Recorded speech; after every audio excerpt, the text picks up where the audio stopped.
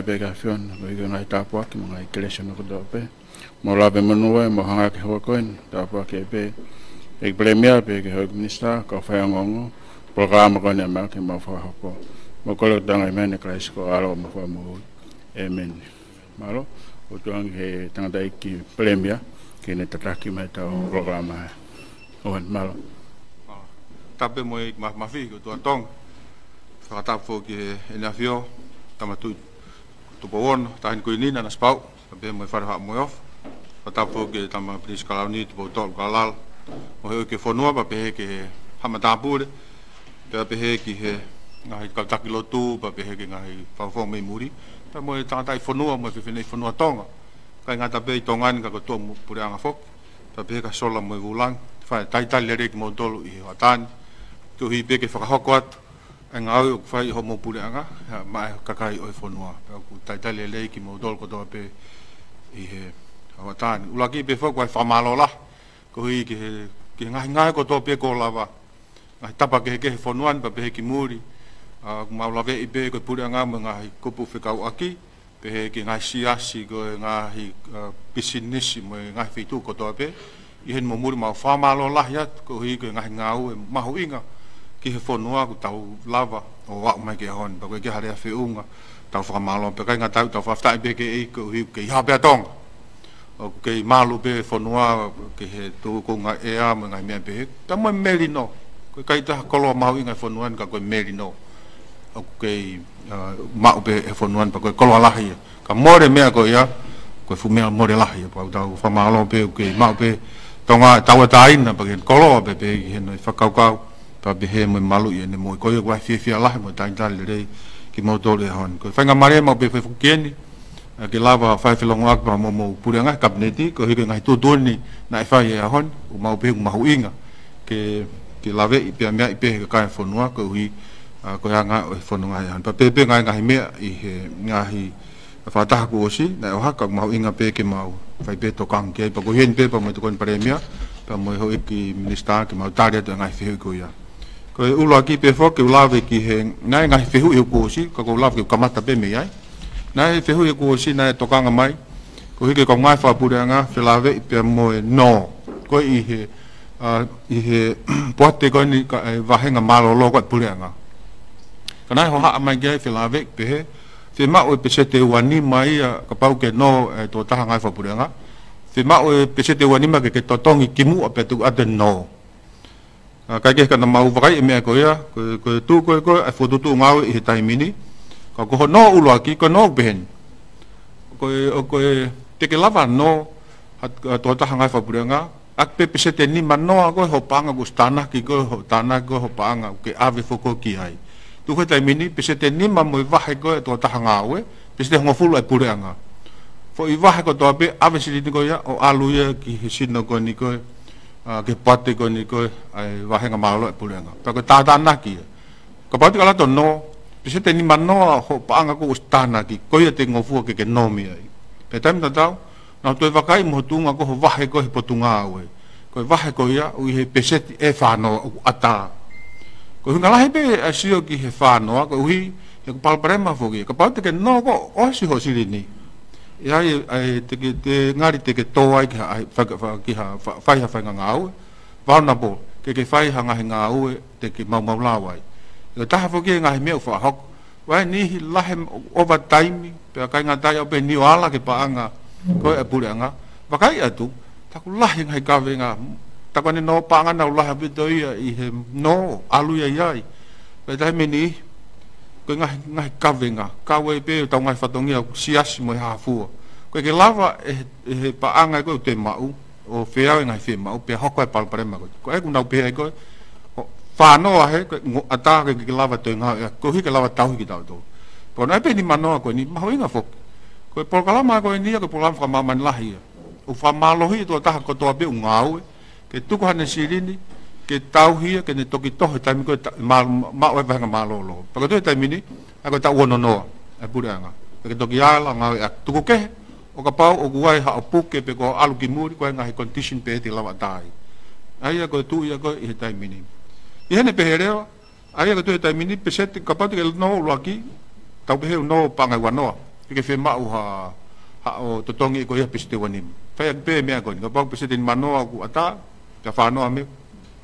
ata ko ia ko no fi ka wa to ki hu mai ai ha pa ke to tong ko piste wani makimu e ka pa ke no pa ngai wano ha ulagi ha ko no al ka pa lava ngo fi ma ko huwa ka ha no ha to pa ngai huwa no lava pa piste ni mano lava pa piste fa no te no ko pa ke lak to tong ko pa ngai ni makimu e piste wani ma pa ke to ki no reva ho wano ek mau be o kai ke te mau puat ka o te mau fotu o te ai bisi te wani magoya e ko hui ka pau te ke ai bisi te wani magoya hange pe ha fa ai o te ke no te la ko fenga mai o se ni ti pa ke te fenga me fe ta mo ko mau la be ta mo ha wai ke no ke at ke fa to koni ka pa ate wani ma pa ngani ma ko ka pa ke no wano ke fa nga ta pa ko tu ko ho ye pa lo pre ma ko la ngo me ko nga fa buranga ko tu te minute mau puat to wani ma tu ka mo la va be o vai ai no ko ya ko me afu ho no wa nai mo ni na no ha mai tai mi gon ko to tong ye na pa anga ko nu ma wa nga ma lo ya ka pa ke ta wo no no ko pa ke ala tu ko si to ho ma si ri ni a tu ko to ho mai ko pa anga ko ke ma ko o ko pe fu ko ke re ko va ko to pe atu ai ta mo ta ta e pa te ko ni ko ha la ho pa anga ko ke ma ko ta ta na ke na to ai ko ta wo no no pa ke ala tu ko mo lai pe pa ko ya to tongi mai ko na tol ko home ya to tong mai yak pe asirini ko o ke ma ko ai fo ko ton ke pehen ko panga ko ke mau sino panga ko na ke o atu dise to ngofula por anga dise ni ma ko talo ta nak mo ngawe at mai mutup ko panga ko te ke mau ko me ko na ko la nga pe ko ni ko na na o mai no to to na sirini talo me ta fo panga ko ni siulai wa fa ke tupu ya he na ko na e ke me fe tupu ko fa fe mai no akta mo ka ngawe ko me pure I he panga ko ni pote aga nga retirement fund o mai no o mo ni o te ke to tonge tupu ka no hinga o ke atita e na o pamatala panga ko hui ke to mai atita ko ya e to tonge ta tupu e ka tu te mine ko na atita ko na pamatala panga ko e he wanoa o tolu wa fa e ko na ta fa panga me siulai ki sune ai ko siulai ko sune ai aleva ai ko ua fa ko na ai o ke tari ke kakato e atita ko ne pe he to kamata to kakato mai e pere ki tua e ta oni fa ta mo ngai ta ki mua ko we pe ngai ke ka ko ne ma be ya te ma mareva tika e pa anga ko tupu tu fa vai ko ki te moto ai ko fa pa te ke ka fo no me ka nga ko tu ngai mo ni pe te ke watu ka ko tari fam dal panga ko ni adai ko pe tu fat le ai ko tu ko me ma inge ka ko tu ko fok me ko ni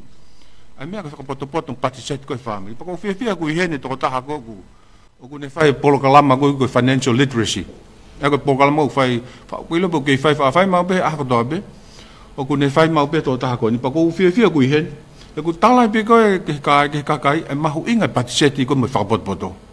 pa ko tu ko po kala ma mahino hen e ma inga ke to fai pe me ko ya ko hi ke u ko nga ko ma inga ke nga ko oso ho pa anga pa to ko time ko te ke to ha pension ko osia ke ka ko tu ko ka venga mo ki lave pe ke to fa ko ya ma ko me la hi pe ya na o mai I he me ko osi ko ma ko me pe ta ha ku ya ai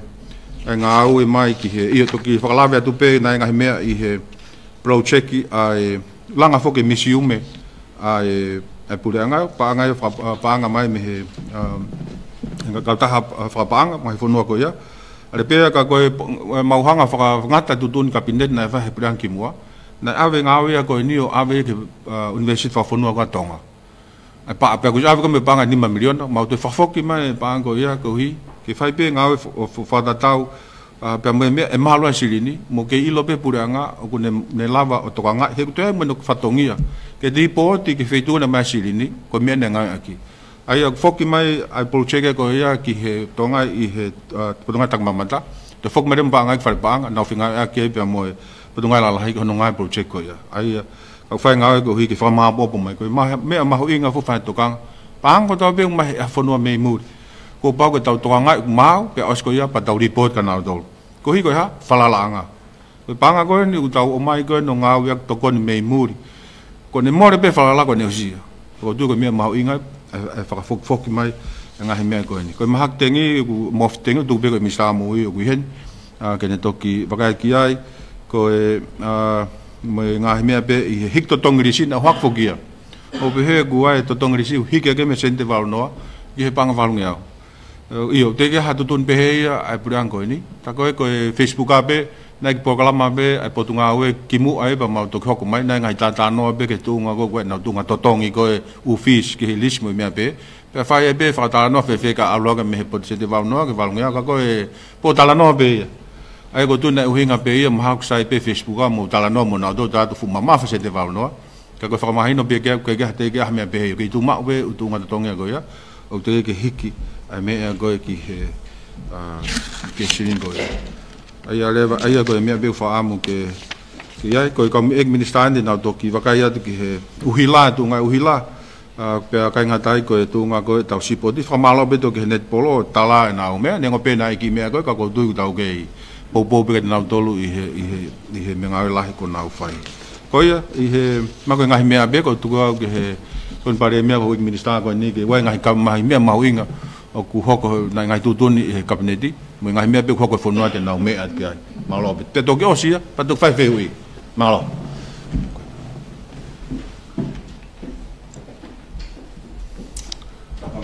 Premier ka pe ke tong premier mo hoi minister fratapat ka tiki moton ai ka fai ngong o mo me ni fe finda ma ka fonua fe ka ba mo potunga o ku to fatonga matuani e to ha ma customu ko pe ke fra hoko atu ai konga ko tari he kabineti i ahoni ko tari kabineti ke to ai tutu uni ko ia ke fratap tapu ia ngai me lele tau hango fulu pe motu angai ia ko tari ke resint tutu ngo ia hon pe mai le ba tutu ni fo e wi ka hau ke frata ia ko hinga ko aho ko ia e o mai tutu ni fo ko ka setei ahoia e atai ke me mai ai kakai fofua ke nga me lere e watol en counting okay ombe ya e kakai tutu ni gone e kabineti ma tu ngai i he ngai proklama review o fa hoko he kabineti aya ko no o ko mau to ha ke ngai uhinga na e pea oku ta na ki pea kore ke mahino ai vai mai malo hinga ai foi tutu ni gone o mau tu ia o fa poto ke tuange hato taimi o fe ungange ke kakai ke fai a fe mai no ake kakai tongani mo muri ke tutu uni pe lava reba ke taha ta whakaukau pe lava reba ke fai ngofuha no enforce e tutu uni koni i whatata no pe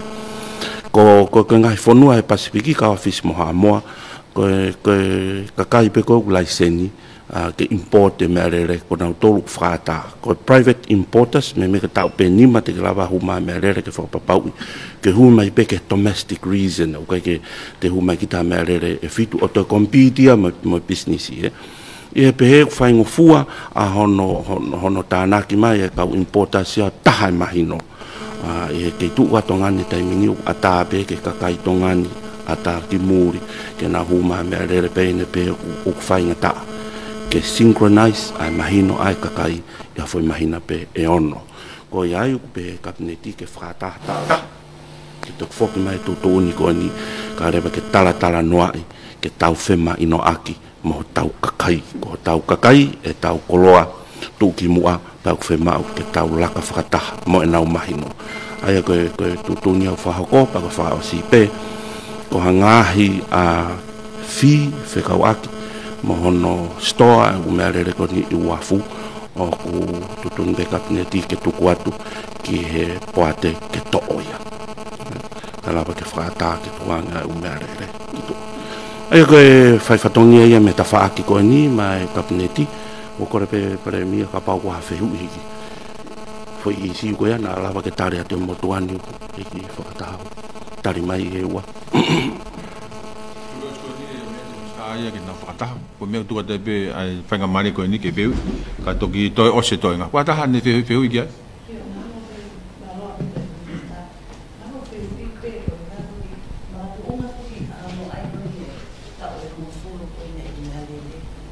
nga ke fasisi ai me alele tongani fulahi a bit overcrowded Kon time ho mo whango fuai, ko halewa ha mo substitute para mo palani ke fasisi a ke mea lele tongani. Mauloto ko ke pehe ke tau whimaino aki ai mo kakai ke fasisi ko mea lele. Ko hono educate ki nau tolu ki he ngahi limit mo framework ko o atu. Si wau ke tai mini o ke yoanga pe ni i ko api ai ko mea lele ni wa tolu o ke me ngai mea lele wa maa kore mai it's already on the ship o hau ki tongani ai ko anga ko e mausio he ke lava ke tawanda to fo tu hato e founga ta kaka i funga a me ko ya ko i kakai ai ku pau ke tau fi mai no aki mo kakai i polo kalama ko whakatap tapu kai lava ke tau taha ha fi me ko meni ho ko te tau tau unu pe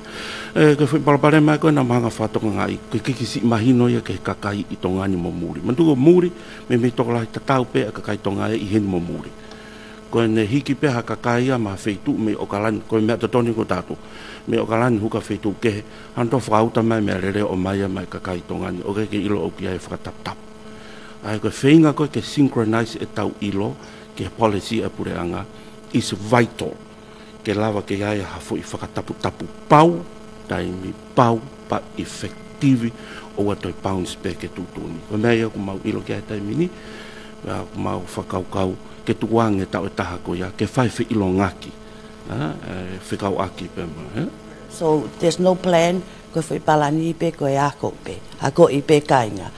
ke balani okay ko inga ke palani ke ha kataki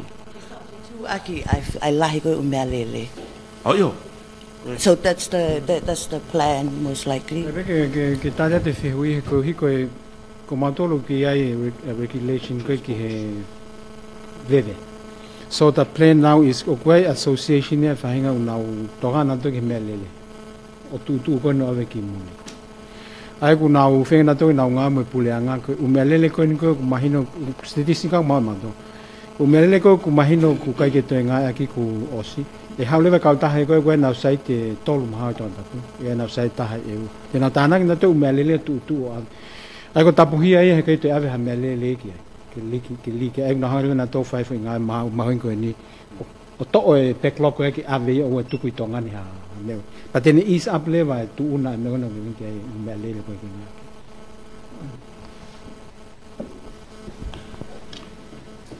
ki yo me ko fiko aki pe mo ka ta ha na to ko ni ki hono ave o me lele ko lave I ko TRA pe ko tonga Recyclers Association o na ngau ki o ya to ko ni pule anga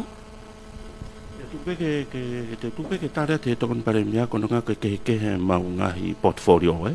ai ko recycling ko monio o hake ku lahi ngai ki ka taha recycling o ka mea ka wai o melere ke fopapau ipe o kulawa ke fakasisi ia to ngai melere motua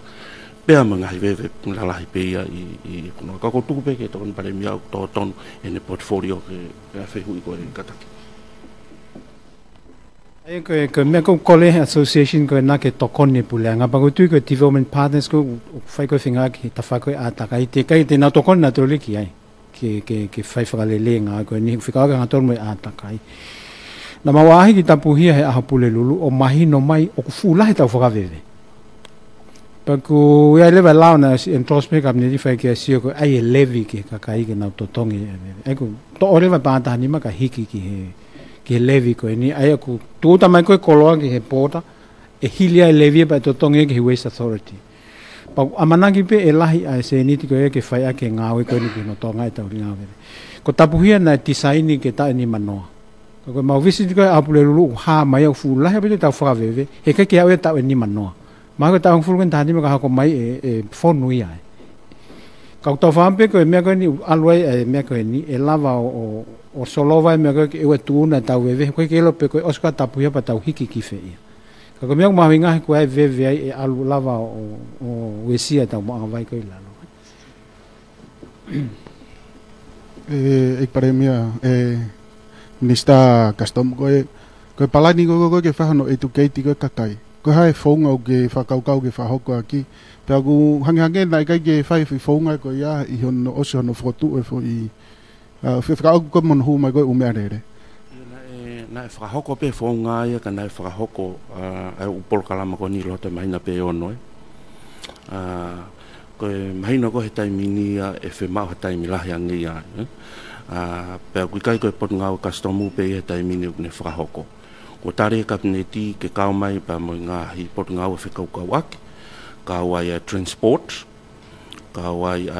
environment o kui ai subcommittee ki ai ke nau hanga o Talanoai ai ngahi i siu whekaukau ake lotonga whetau e taha ko ngo whakaata atu ka no hinga ka taha ia mahino pe mahino ai mga perimeter pe ko whakangata pe ki tau e ngofuru pe tau e taha ua pe ko ne osiko tau e taha ko ia ko mautu ia e kakato ai ilo i fonuan pe lapa pe ke tau alu whakataha e foi mahino ko ia te ke loto ke te whata whehu i ka venga kehe pe te mau whehu at pehe mea koe nina ke motu ani koe kastamu me tuku haupe aia koe i siu koe ni ko tari whehu i ki ai ka kapahu peu koe kia hato e whehu i kau ki ai ka hokato e press conference i ka taki koe whehu i pe nia e pale e minister whekau aki pa mo o whatatau koe ni koe ki e whalele koe whahu mea lele koe i muli o peo kia e kau agent i pau, he. Ko e toka ngā ia pe iai moha whinga e aki ka iai ha pe he e whotu e whoi policy ko ia ke humai pe ha agent. Te mo whakaukau i ke whasisi i pe mo profit ko e uhi he ko uhinga ko lava ke humai ai he kakai wha whoi tuitui e nau mea lele he maa ange. Ak mei ke he aki e taha pe wāwhi tupu ka pau e whakatau hanga tonu ia me ha kau taha pe i tongani. Ngai a whi tau taha kau o mai ke whakakaukau e ngai i siu pe he koe mo oni te whenga ngai whanua ke strike a balance o lelei hange koni ko whisi tau pe he o ata ke humai balkia e ngahi importance o laiseni pe ka o ata ai private ke hu mai only e tau e nima ke whakapapahu i ko hu mai pe ko domestic need pe kono hinga te ke lava hu mai me alere domestically ka ko tau pe nima i loto te ke lava hu mai ai ke whakapapahu he ke hu mai ko me alere taha whaha o whakatau wat pa ke compete ko me ngai business pe au ku kawai pono whakakau ngai isi ko ni ai ko taha ko ua e lava nei ke tauhanga o whotu o e lao ke tautea a ngahi shipping agencies o nau hanga humai a ngahi mea rere ilo pau o ku tapu ia ke humai ki tongani. Ko e ngahi i siwen koe e Talanoai e komiti i loto he tau e taha pe talaki ke kakai pau tau whemai no aki tu i hokatuai.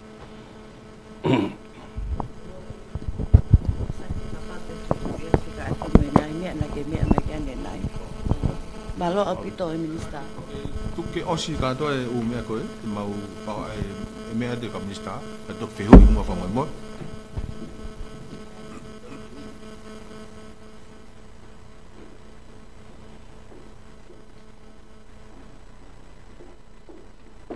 Kore peke u whanga ngai whatap ko tō peku osi whai atu e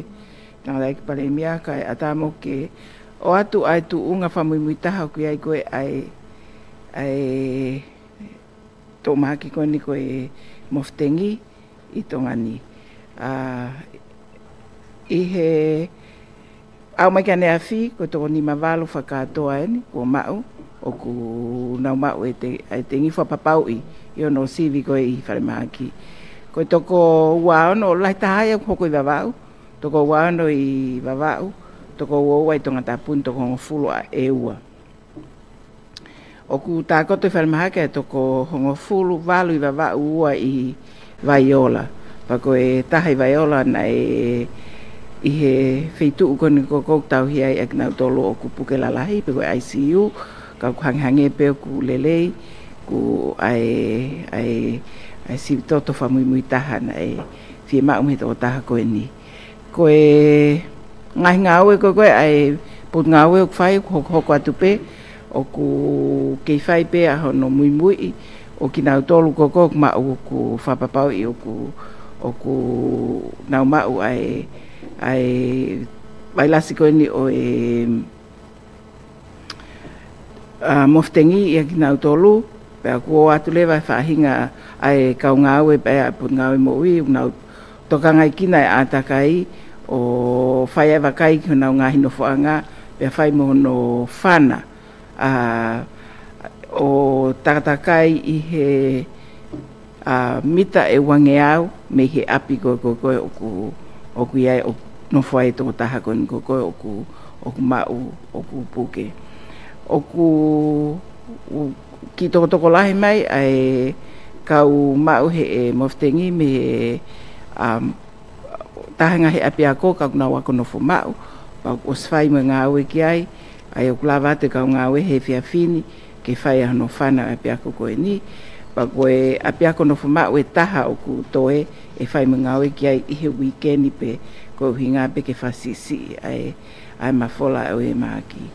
koe mea o mahu inga ke toe talatu pe ke kakai e whunua ke nau mea iki ai oku ave holo e he namu o koe kalas namu i tongani oku ne hanga o ave holo ki vai lasko e ni ai alu ia o tuu iha taha oku ou iha taha oku lolotonga ia e vai lasko e ni o tengi pe toe ale vai ke taha koe ke puke ai o ave ai vai lasi ke toko taha no hoko pa koe anga ia koe ai ave holo o tengi koe ke toi mawhola e ha whaunga koe mawhola pe hono ave e he namu ai au mahu inga au pito ke kakai e whanua ke nau hanga mua o whakamaa ai ngahi tana ke anga vai ko toa pe ai o ngari oku whanawhanawa e namu ai kau heni ai veve tau veve koni koe iho tau ngahi api ko nge esi niu ko nge esi hina nge esi kapa o kau pe mo mira veve mira he kaka uha pe o alui fotana ki ai mira e lava pe ke whanawhanau e namu ia i ki vai o kui he loto mira ai ko mea mahu inga taha ia i he tau mahaki koe ni ki tau whaama o tau ngahi nofoanga oku wai pe ai koe whai to ko whai ake whana o whakangata ko hinga pe ia mea kei o te kei ke o whana katoa ke pe whana whakakolo o ki whakangata pe o te kei ke mau mai ai whaito o ku kore ki he WHO pa ko whewha malo ki ngahi kautaha pe ia me ko ngahi hoa whengawe aki ai pot ngawe o nau mau whengawe aki ki hono ki he ngawe ko no whai ki he tengi au kawai ai WHO kawai ai UNICEF o kawai TFET pe mo ngahi kautaha ke he pe te ke whai atha kore ki ai ka ko iro pe kawai preanga si aina i he mau ngahi kore koen koe ke nau toko ni mai ki he ngau koe ni koe me alahi pe ia o tokan ke fini motuani pe nai kore ange pe ki he tangata eki paremia pa mo toenga kau kabineti mo toenga pe o kau whafafonga whalealea he kuai ho mo ngahi feitu pe ko constituency ke mo tokoni me ki hono uki ai ka e whanua ke whakama pa koe ke ngata peni tō ngani e pau pe ke kaua wawau hapai e ua ni ua mahalo ko hapai he kei ke fuwhai ngata ke au ai te ngiki hapai ka ko osi lawe fi motuani ko os kamata ngau e mai to ke tapure a hapai pe mo nau kau ngau e tahe ngahi pot ngau e ke he ke whai no whakama mai o hapai te kon ko hinga ko te moftengi mahalo ko ia pe kai toki vehu i mana mahalo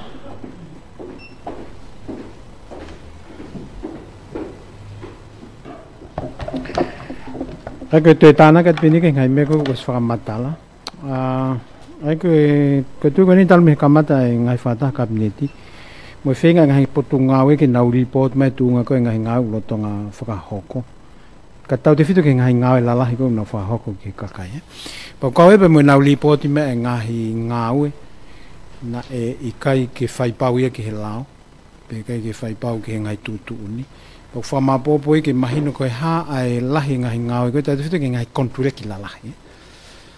ko ha ai me nai hoko o kai ke fai pau ai ke tu ni lao pe mo ngai tutun whaka ngāwe o hoko ai ha mau pe ha more whaka paanga ke pūranga pa mau whenke ke whengai ke whakatahai kātoa ia o mai pa mohono value whaka paanga pe e 5 million ngai whakalao ke whai kai pe koe ave ai ngahi ngāwe koe ke Anti-Corruption Commissioner ke ni waksio ke pe ave ke whakamauanga pe koe o mai ke whale lea ke whai hane ngāwe ki ataha o e kau me mi pa whale lea na ni whakahoko a mea o hoko ai ngahi more mo mau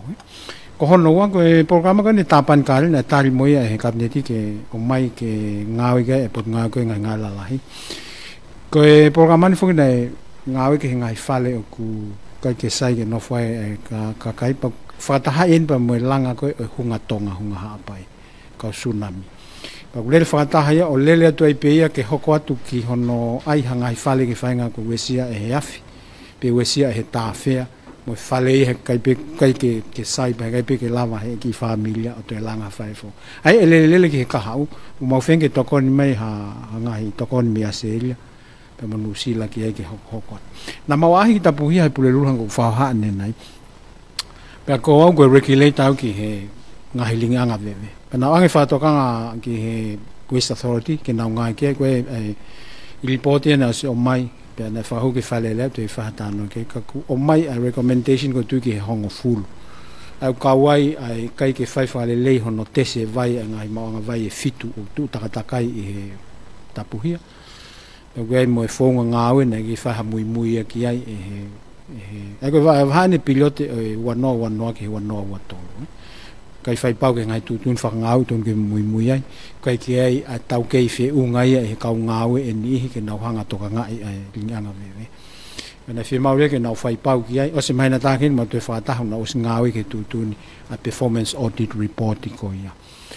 ko no wana fai fa to anga na tol ko time ke review e linga veve ko ta ni wano no motua na ku ya ngai mau i lalo e fitu ko ia ka aluha huhua o wa ke tau mau anga vai pa kono tolu ka ba o mai levi ko na tano ke nei o tana ke pa anga le ko na palani ke levi ko no milion na pe na tana ke pa tani ma ko tana ke tai o ai leva ke na fe leva e tau veveone tu ko sta mai na to rio ngai kai ke au ia ta ni mano e life span tapuhia ko fe le fe tu ai te au ko fe hu ilahi ko fe hu ko na anga na to ne fi mo fa kau wangi ke ka hau mo fa kau wangi ke ka hau ta ni ma wano to no ko ni ko hai fo nga te tau hanga o fa si ke veve mo tau hanga a veve ke o hoko ko palpalem e muy nga fa ta nga fo no ni na lili we veve ko ivi ke nga aki e kakai ai ko ngai mena anga ki na to pa fa le fa ta e mai na ta me hin na o solo va ngai palpalem ko ni ke wa to ho ke fo ke ngai me ku fai ke tala no i he committee la ko pulanga o kawai hono o mai ngai lam hau inga ke fai ke hasio ai kabineti kawai allow ke money laundering fa pa anga uri pa mo proceeds of crime ai ko proceeds of crime ko me na fa ta wa ke pa anga uri ko kolo ke lava fa hanga ki ai i tafako ya pa mohono hoko ko fingai ke o mai ai lao ke public interest disclosure ai ka ba ku te sio ku ya ha me ala hoko ha mau o wesia lahi kakai pa ata ke te fa matala ai fa matala ko ya ki ma fai hange ko e fale alea ni ngai committee ko hai mi sta wa ana ngai ko ya pe ko ha oficiale pe ngai ko ya pe ko Anti-Corruption Commissioner pa ko pe mo on pat mini ai ka ngahi faralaka e aluatu i ta fa ko ke lava ke tau hanga o ngawe e ngahi palpale ma ko ku fe ku ki mo fonua ka ko ke lava o sio lele ke ka ma fai ma ka fai tu ni ko ta ko Natali ke fai ai ale pau he vaha o e customer tonga mo border controller se ya ki na fito koni aki hono ta ofi hu mai e ngai koloa ta tau ko ta fonuan ka wai e fai to kona tapu pe a konfausi nei pe mo sio ai kabineti ki report mai ai ngawe ko ai National Task Force ki illicit drugs ki fai to kona tapu ai ku lava ngai ngawe lahi hono fenga ngai sentala lahi ko to tapun ai au pe ki tahi ki no whakaivia koe kau polisi mo kau mau mawhai ki na watu ki ngai fitu ku iai kau kakai kono no whai ngau koe ni pea kai ke ngata ai e atu ki he koe mo whakailonga e ngau e au ke kono ai ha senta rehabilitation senta ke whakaake ake whaingo kos mautangi koe e whai tō kona tapu pea i kai ke ngata ai e au atu ki he level koe grassroot level koe community ha whakaivia ke nā tole ngahi kurupu nā tokanga ki hange kau polisi kolo koe ngahi association nā tokanga taha pe ki he malu e ngahi kolo mo tō tupu me he wesia ki nā tolu e whai tōko nā tapu kon whausi koe e ripoti mai me he pot ngai ako mea koe nā mōsio ai nei hoki e tonga high school paku o si iai kau polisi o si o ki ai pa mo e pot ngai tā mante a whipo na o swai nā whātu tolu ke te ke whai maha report o pehe pule e tareki tāko na ia e loki ako e whā loki matapa o e ofisi e whāna e hoko ai e mea koe ni hangena e pi pe ki aha pensil pia tutu pa kos pe hivi koe pensil ni pia pa unau sveton kātou o matapa i osi koe au kia kau polisi pa unau au nak pe e iai ha reporti e whokmai pa o svai pe e whātokange he pa ngai ako ke nau tokangange kaure o koe o ngai whitu koe ia ke toi malua unau sio pe koe hai tūkunga koe nai koe te ngata heka nai toki a whihu wien pepa me misa polisi me misa koe ke pape ina twice na kua ngai whihu e whikau aku i mga Malo apito e tokon palemia oku o atu ku tokanga ke ta faaki ko ni ai ngai project ki kono ave atu ki potunga awe hange ko ni ko misi me panga 5 miliona ko ya na ke fahama he ek palemia 5 miliona ka ko tu ko 5 miliona ko ya me alepea aya ko feu I ko high interest a alepea vice versa a tongani pa mo alepea ke polokalama ko ni pea ai uhinga ko no ave ko ki ho potunga we na me whakaukawa we ki he tourism pea moe ako ko tapan kale o kia me u project hange ko e wafu nengo pe ko ke mo mention but according to my sources o ave katoa ia ke ho potunga we ka oku ke lahi pea ngā we ia o whiama ke whakakato I ho potunga we toi tānaki atuen ai wafu ko nei ungahi otomotu na pea we ave pea ke poate pule ko hinga pe o kunau me fea ngai me ngahi polkalama ko ia ka ko ni falu te katoa tu ai u project la lahi ko ni kia koe pea moe me te ki pea moe infrastructure ko hai interest a ale pea ko ia I tonga ni and vice versa and magatu ungange me he me afrapaanga but what's the condition ai ko ngahi project ko ni ko ngahi project I langa infrastructure ai ko responsibility of Ministry for Infrastructure ke ne fai langa ko ki nau tolu ko te nau toka ngai asset ko he osko no fai no langa u ministry ai ko langa apia ko kunsalo te nursing school ko langa ko ni o misi ume ko mea ko whimau ke whakamapopo ko whatongia langa ko whatongia I o Ministry of Infrastructure pe whai whalele he ko iwi ngā ue pa mo tauke ngā ue he ministry a ko ia ko taim ko ose pa hand over level asset ia he ministry ke pule anga ke ave ke ministry to tonu ko ki ko ne tuko taim mini u ke maulava access ki he u konture ki hange ko he misi ume ai ko no mai ko ni te mau atale wa ke mau investigate pe ku fe ia ngai contract ngai mea ko ni he ko talano ko ke fanki wafu iki ko I ha pai mo wa u fanga tu motu ko tu ko he lao ko fatongia ia o potunga marini ko under infrastructure ke ne tokanga ia mo fai langa fanki wafu ko Ports Authority ko no mafai ke talanga pe ko ni no fa mo wa talanga lahi ai ko tongo u talanga u tuku ia he Ministry of Infrastructure ai ko lao pe ka ko fatongia langa ko ai pulanga o mai ki ai ke ne fai langa pe fai ke osi pa fai ke kakato pa fai fa tatau ki lao mo fonga ngao ako ni lava ko ia po transfer leva asset ia ke pulanga ke foaki ia ki he ke ministry ko te ni hanga ngai ke asset ko ai ko hinga ia hono fatata hai ko ke fitu e taha ngai project la lahi ko ne nima ko ia o fai ai ngā ko ni ka kohono lele e lava lewa ki mautolua o access ke whakamatala he tuku he ngai whitu ke he ai ngahi project ko ni o ke Ports Authority whanki i wafu ia i hapai ka koe ngāwe koe ki ai tatau pe ngāwe whaka ensinia pe ngai mea pe o fai ai he moi ai koe ke hakau ensinia mo hakau ngāwe langa o he Ports Authority o kui he moi ai ivia koe pako hinga kohono mai ke whai whakalelei o whakatatau pe ke he lao mo whonga ngāwe koe a puleanga ke whai whakalelei ai koe ngai pango hanga nei tāna ke pango me alepea o ku e tok fesi o ke he ko tu ke pango pe whakahu e putunga e whare panga pe whakahu ia ha feitu ke o access ia e pango ai ko mego to ai ko mego na tāna ke i non compliance ko ai ngai putunga mo tu ni e au ke investigation ko fai ke sio pe ku fe e panga ko he tau mo no mai pe nei fe mau ke fai a ki ha ngawe e ta ka fai ke nga ko ni ko tahani me ha mai ko i me ko ko mausio ke tai min ka ta te fitu ka i infrastructure la he bitanga contract na nga ke fonga ko direct source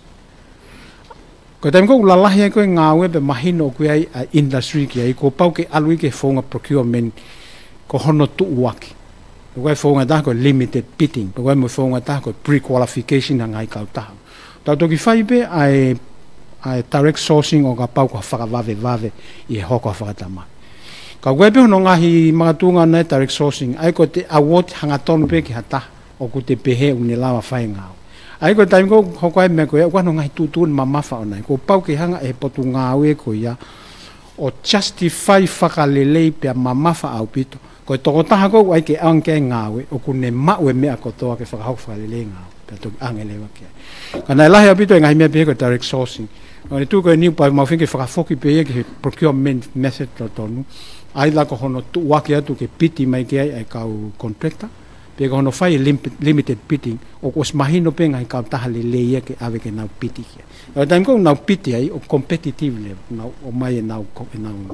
compete level ke price pa nau compete ke quality ko ngau te nau hanga whaka hoko e minister ko hai time frame ke whakakato ai ngai ngau e ngai project ko na ko atu kam ke ho poto ngau ai o time frame ke fuka ko tuai ko ngawe ko hi ko ne ave ke ngai fitu ke o to tuai nga hanu fa hoko ko ke no fota ha pe he pot ngawe ke fai tu ni ke fa hoko nga ngawe ka kon tu ko te mausu ke documents he guyai ngai timeline ya ko ne fe mau ke fa hoko e ngai control pa ba le a to e ko he ko ngai me ku li aki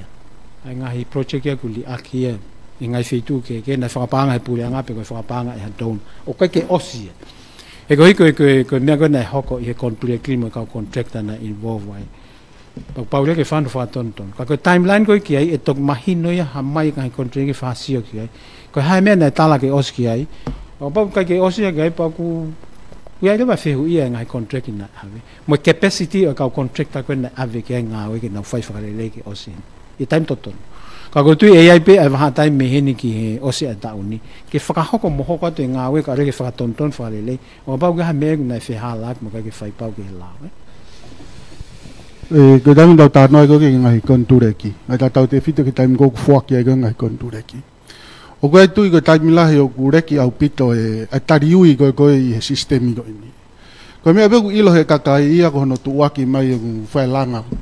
to na taranga au mai ki ai pa ko ne puri pe ko ya ko to asmai pe po hai a ka ye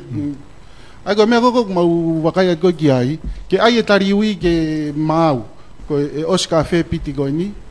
o se a ko ta la mai ko ta ta hai ne fi ha to hi mai ko ki ai o si short list ki afe a u ki ai ta la mai ko to fi han short list ko ki ai o a o ta la mai ko ta ngau ko ni o ave ya ka hai nga mo ha mo o time ni wa uge tau ngai kon ture ki malo ko public information ya ngai area pau kai o to ton ke tuang mai mo ngai ke area pau ki tau ilo ki ai pe ko ne puri ngai me ago ni ko me u fala he ko ai mamio holo ko mo minu e tau u me a ko kai ke ataki tu mai ngai me ago ni ko he ko me u fa manat mai mau pe han ko World Bank Asian Development Bank ke hanga e ministry ko na finga ki o tu wa te fa matala ta tau na website o kai ke te fa pulipuli me ko kawai mo bid price award ko contract ki award ka hai ko hai pa anga na o ang ko ke fa ke contract ki ai ko hinga ho tal no ke transparency ok mau inga ke ngai development partners ke fai ko to no fu ka tau to le ke tau hanga fai nga we ko ya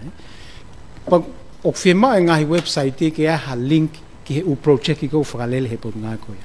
pa pa ke firma ke ilo ko ha contract in ave ke ka ta fe mo no totong mo timeline hang ta no o son ke aspe he website ko transparency ako tu fuga tai mini ute ke mahino ngai me ko ke mai ke fai ka sio pa pa le ke fa fo ke tu ngape e ko tu fa mama nai be ke fai ta de ngai to kon ko me muri apa na ma ta ho million na ngai ke hala o fe ma na tu le ke publish procurement plan ni o pen ke website ko ai moi ke ilo ka gai ko tan hala ko ni o award ke contract ta fa ke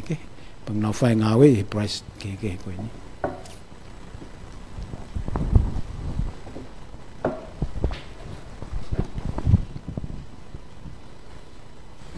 malo i he foki pe ki he whamatala koe ki he recycling ka ok mahino foki koe umea lele o situ uia ka kia pe foki mga mea lele ia o os time ke tu ka ke lele pe o kia hanga ue ai pot nga ue ke whailonga e ngai mea lele koe apa whapapau koe uhi ki he tuunga koe lahe ngai mea lele koe itongani koe whai fu no sivi whakatao nei umea lele ka koe whakam ke kakai ke nau whai nau konga ko no ave whakakuata ke service ke roadworthy ke wa hoka fatama ke hala ka ko tampe ko e tu wai me lele ko kai ke tonga fa lele e tu ya pa hoka le vai ko e veve o me no fai ko association ko na figa mena to ke nga fa ta mo waste authority pe mo meiteki ke fa pa pa ko identify nga me lele nga kolo pa lava o hiko matu cafe tu e lava ka ta ha ko ni o ato o mai ke na site ke e fa no tu ko ke ave he container pa wa pe fa mo ko tu pe na worker fa fonga ko ya ke ki tolo nga ta tapuhia ya bana ave ta umelele ki tapuia o si fonu ya to pe foi sele ta ke finga pa fona ta fa o si pe he project ko ni ta pan kale fa fo ko ta we fiha e hoko ko to ai project ko ni ko tu ke me pe pulenga ke sio ke hono fa pa anga he kono anga ona ta u address ka u victims ko he vela na matokio ki la ke pasio ne afi atogal ka nga ne afi sio ki he victim of fire ko ta me ke na no foi o se fale mo kolo he vel pa mo fenge deploy ke fare container he ka ho ke na ki no fo ke to fa le ki fale mo no tu anga ta fa ke to ki mo fa no atom mo ave ke ki toilet me programa tataupe ko sanitation project ka ave mo ke maulava deploy ke vave ai nga ko na tu e metek e ngai whakalao ko whahoko koe ho o pot ngā we ke ngai gale apau koe ni ko ku palparema ka wai e langa koe ni no muka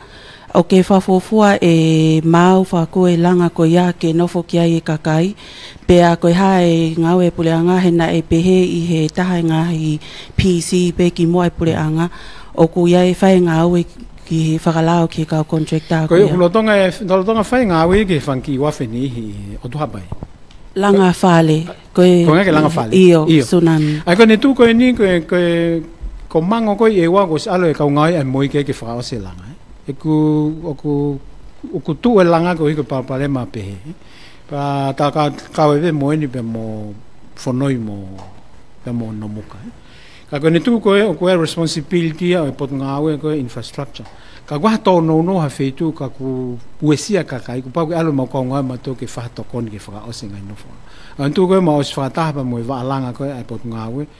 mo ka nga ko ta pan ka le mo ka nga we hunga tonga hunga ha pai fa ta ha e nga we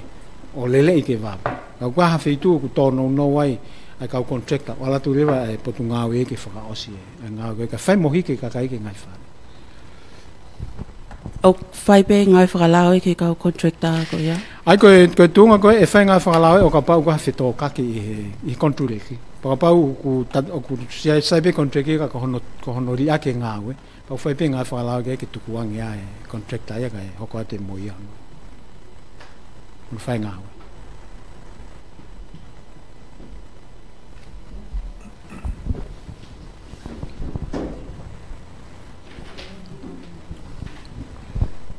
malo pita ma fenga mali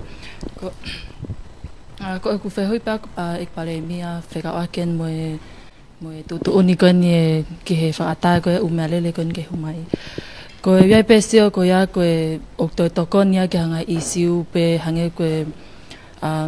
ngai issue ko mo fra mo mu ange ko traffic ko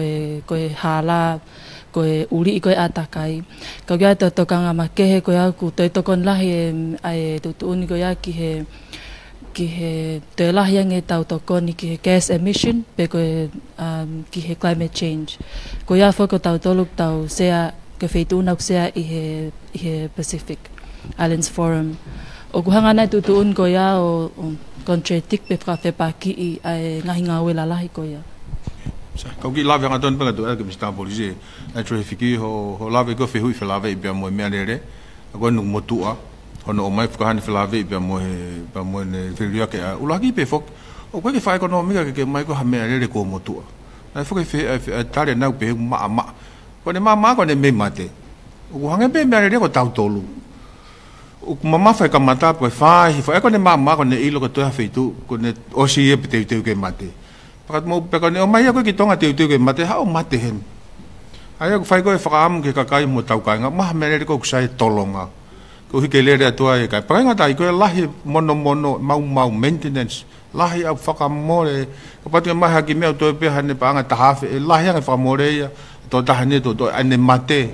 ai lahi ko pa aku pa ke fa ka poto fa ka pa nga ya ke mai me pe ko hi te lahi nga ko hinga ya lagi pe ko me fa paanga whakapoto koe family. Pato kawa tu kia nei palaparema koe ki he atakai ko hi he penfok. Ia tutun te ke whai ko tutun whafo i tui. Ko tutun e whakatau me arere, tutun whafo i tui au. O koe palaparema ko ne hao koe palaparema ko tuku koe me arere koe o koe ki te lawa me palaparema whakaluku fua ia. Aku i koe public applications mo private application. Ako tau whakamu, taimu te whakatutuni ke whakakaukau loa pe, e mea koe kia koe, mo e mea koe palparema ki whonua. E ko lawe hangaton pe ia ki mea koe whakatau. Koe mea climate change ko tonga ni, koe lahi whakauri ia, koe ngai business ko Amerika ko siaina, e lahi koe ngai whitu koe ngai factories, ngai whare ko ngahe ngai mea tau tore. Koe o se ni, kau tau tore, o se ni Pasifiki, he tānake no whinga, koe ke tukuhifo. Mo hono absorb koe, mo hono follow koe, kasakona. Kau tau tore ia, hene whinga koe ke maa. Ka ko hinga pe lave ki mea ko hi mo i pe ko fitu ke tana ki fono si fa tongan ke tana ke de mo fa tongan pe ki kere kere ka ke ko lave ki ai i he mea le ka ko tu de mea ke traffic ki te tu ku ye ke minista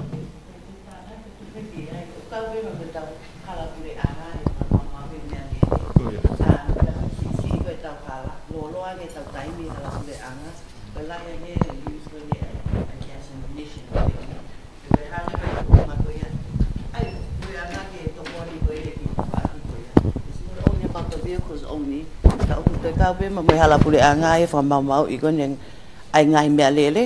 Ya si I ko hala ne te tana ki mai ai ngai factors ko ke climate change. Fila lave before. Fila lave. No fila lave ai ko awe te feel ki ha me lele pa ko te ha ko o finga o lera te hala na te totongi ki tai te whakakuata ke lere hala more palparem pa ko e ki minsta ni so mai. Te kon paremia ko no fai nga o programa te fotu ia o mai ngai programa ko fai mo solo bare. Ai ko tu ko ngai mea ko fatongia tau tol whakalufua. Ai ko tau whikau agi. Ko sai taka patu mai pe ko mea sai ka ko ke tolonga pa tau nga ka ku tau whikau agi he te whako ia. Ki he whihi ko e hala ko tu ke mista polisi na waha mea whihi mea ki ai ke. Hala. Ko ai ke to e whihi e hala.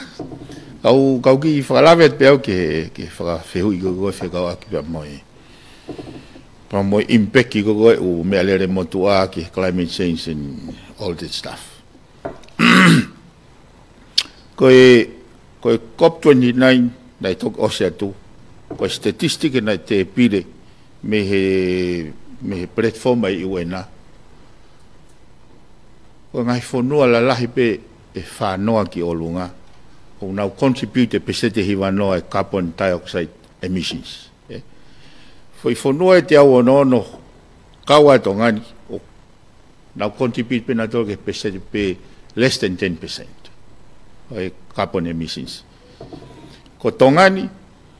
ko e tau contribution ki he atmosphere pe mo climate change. O ku poini noa taha. Ko poini very negligible. Ko hano inga. Anga o whakamama whi whakaukau koe ni. Ko foi fonga peta, foi process peta whakamama lahi. Ko kune lava o decompose carbon dioxide ke whoke oxygen. Foi fonga koe au whakahoko he process o photosynthesis. E au ula kaupe. Te kei ke lava e he kausai nisi pe atem, I don't think, o he nau wheu e au, ke nau lava o create ha artificial process, ke tokoni ke ngai whanua koe, ai koko unau affect lai taha mamani. Kaua ngai whanua lolo he Middle East, most of them ko ngai fu toafape. Koe mea koe ke he Pasifiki, ui, ai ke aue koe whekau ko mai he teita, if we continue to do business as usual, we are not harming nobody. Ai ka pau te tau tafuafi pe ta tolu taufi, ka tau tu veve pe ta tolu taufi. He ka hano uhinga. Ne ongo tau create umea ko ya, ka very efficient au pita. Ai ngā weu whai he uloka. Ka pau te mu whatonga i motoria koe, i he ngai whonua Pasifiki, me pesete hiwango furu tupu, e nau land size and now green. We have enough vegetations can fight for process. Sai, however, now tolo you monetize et our vulnerability for kau for usia. O talamai ke tau to invest he renewable energy ka for o wange. Ka kon now tolo ya ko take mai now business. It's about time that we grow up, wake up. He neongo ai pehe mai koe ka fo ou oksi isi yang ene emissions. Ka ka motua aku lahi yang. Ka koe economy of scale ho tau kakai o mahu inga melelea. Sai. Koe uhenga u tau stakai tau tolu. Lahi pe u component ni o play he foi whole system koe ni. Kai ke sai e tau recycling.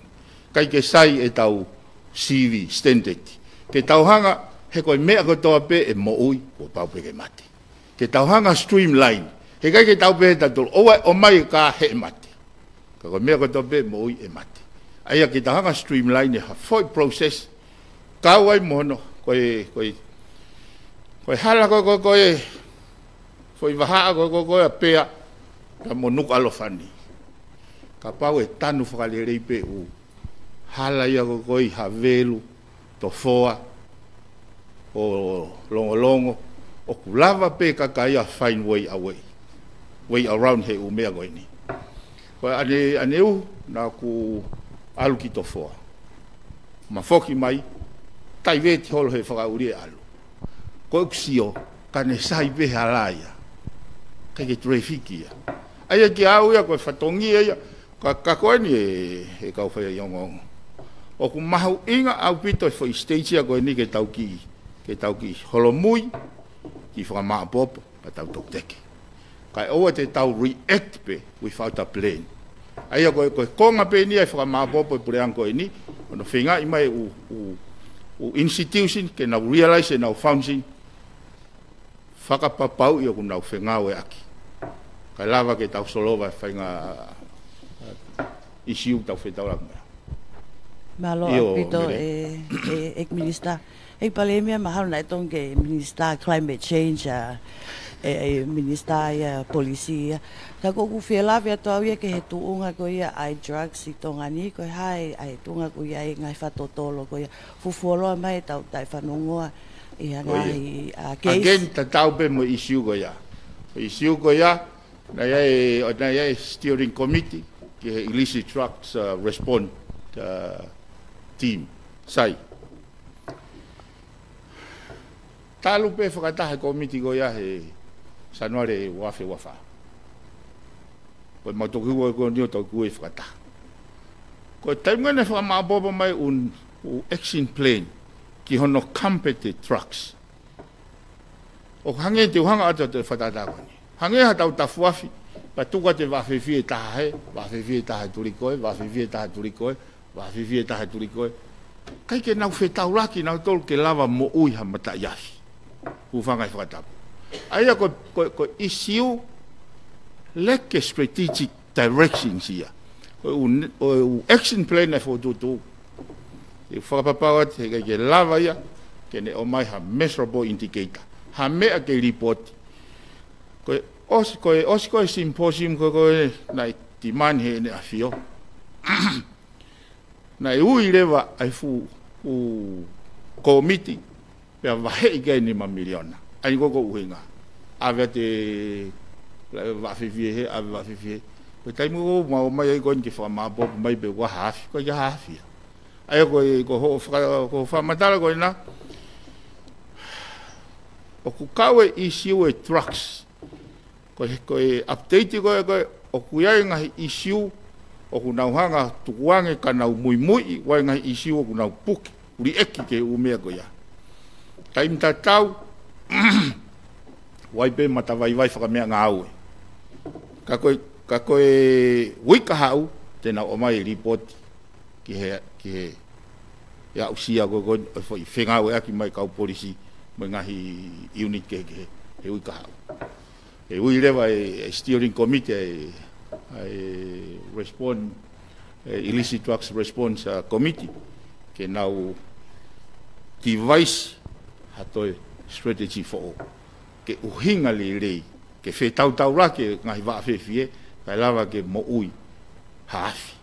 ka tau lava o ngau e tu me ai Wani tu ia taimini. Io fofua whataha koe bea mo ho potungai polisi. Na enga ka venga mahu inga na ke lave ki ai.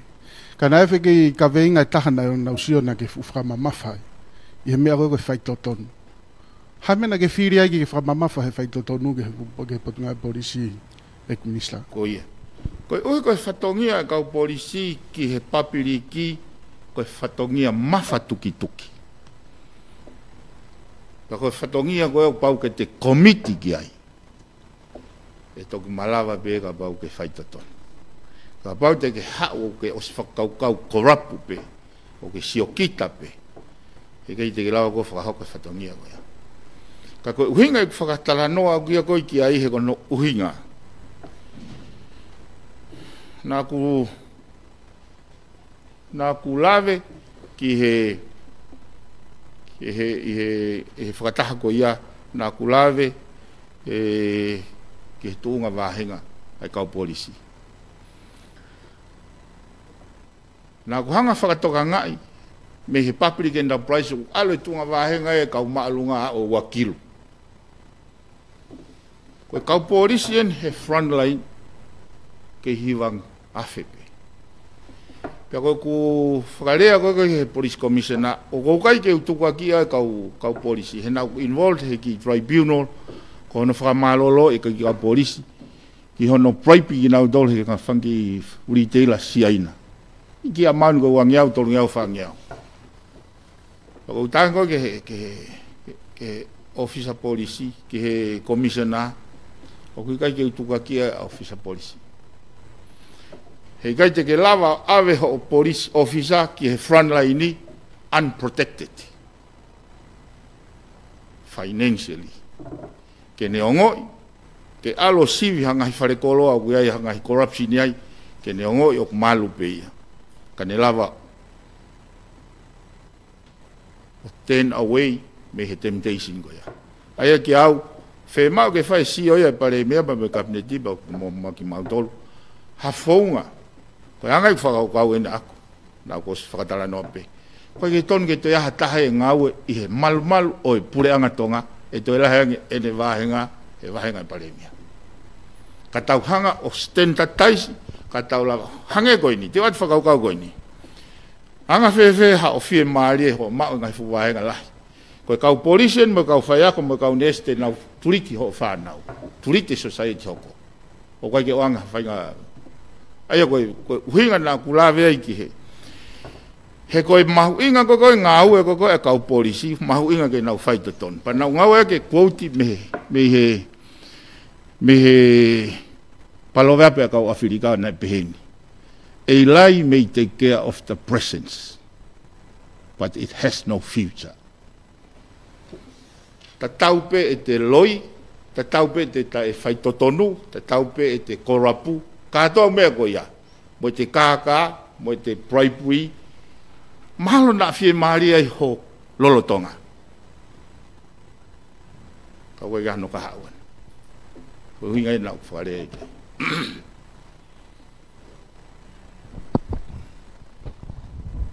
Malo pito ik minister ko hai tu nga ku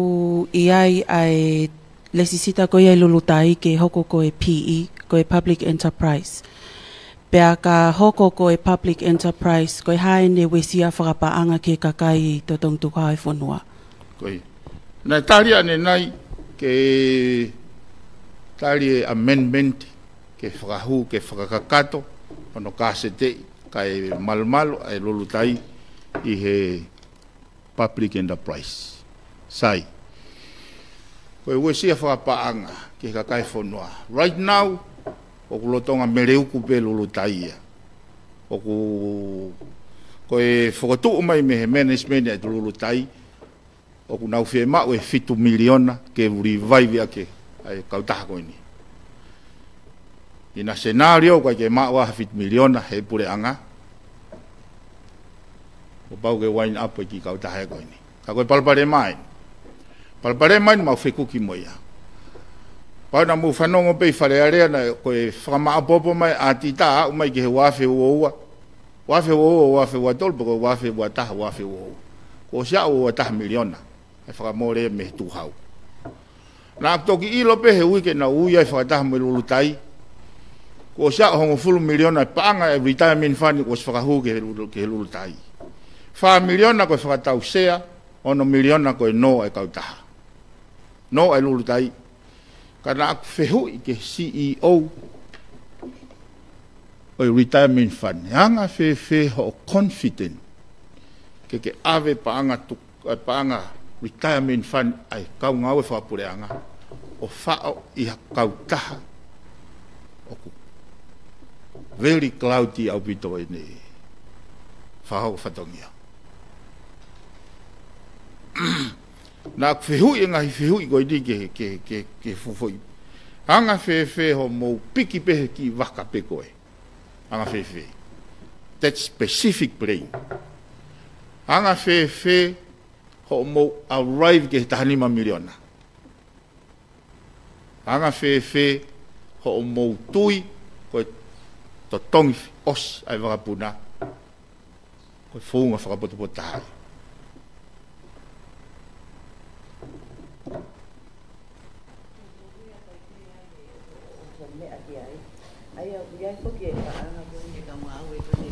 public enterprise National Retirement Fund Board ko hai ngau ki ai ki hono fenga ke transfer fa fo ki hake ke Retirement Fund Board tari le yang e minister panga na hen dolo me fa panga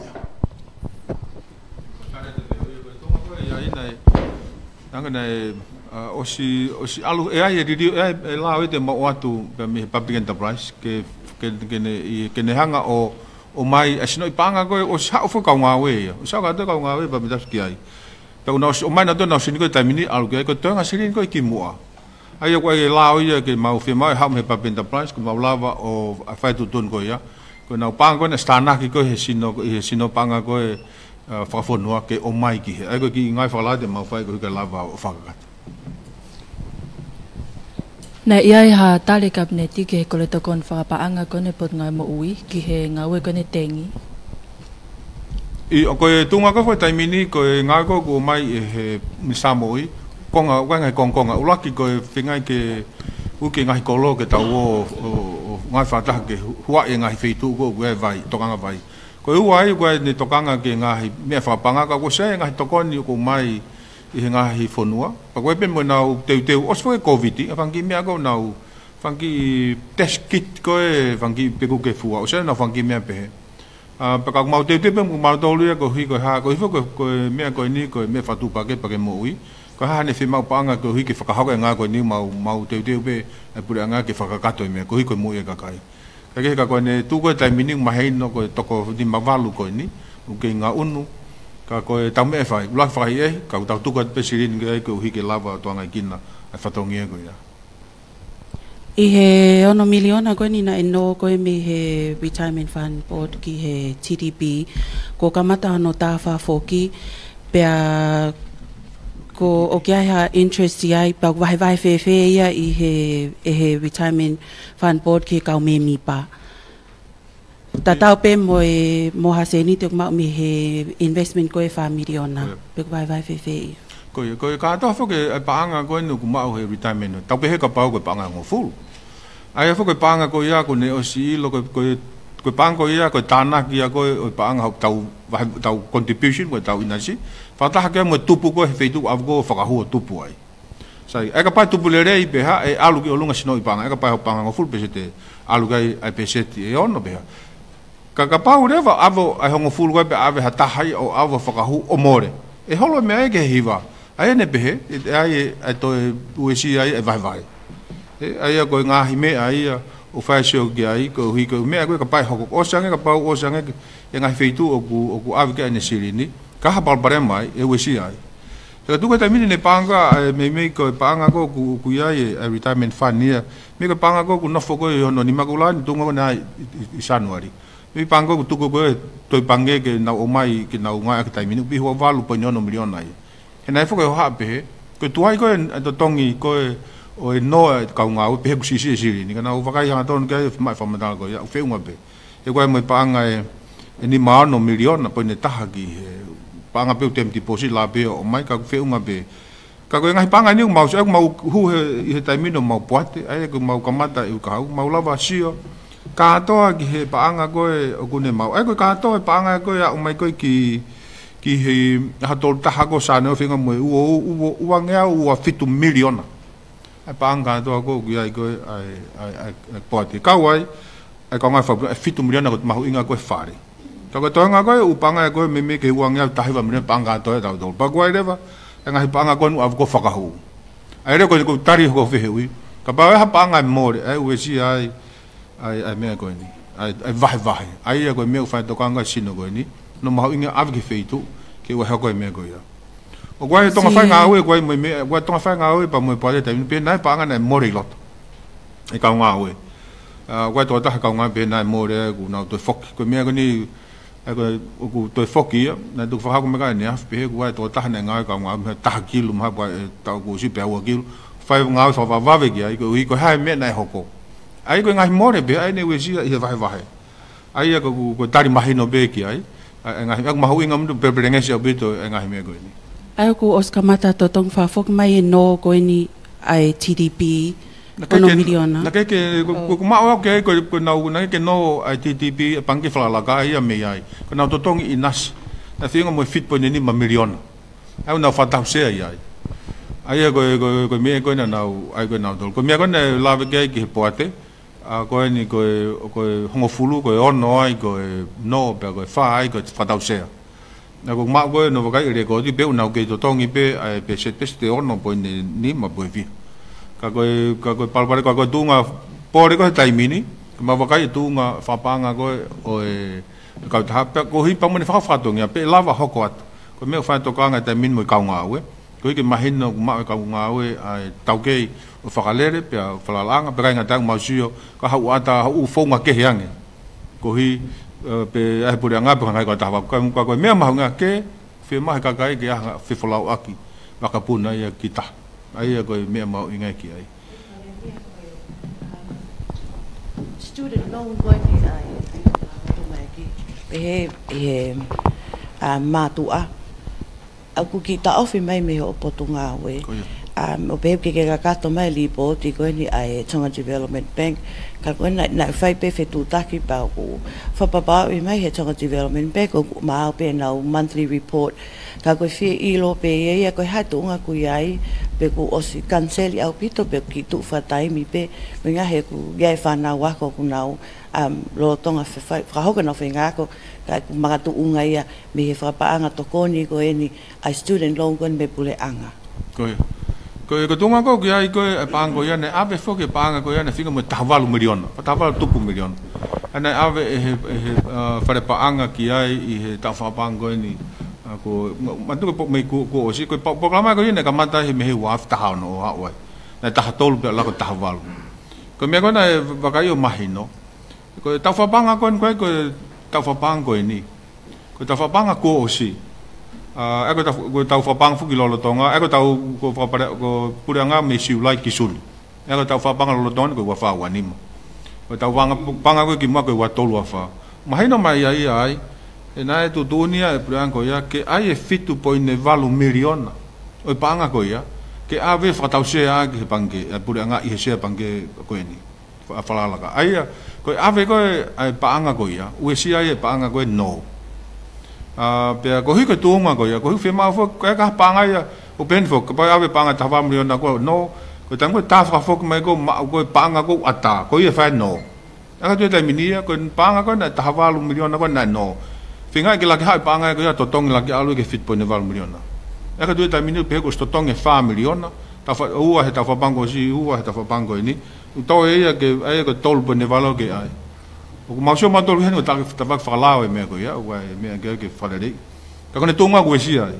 me tunga lo tonga ko o pange whakalaka o ma ki tu ai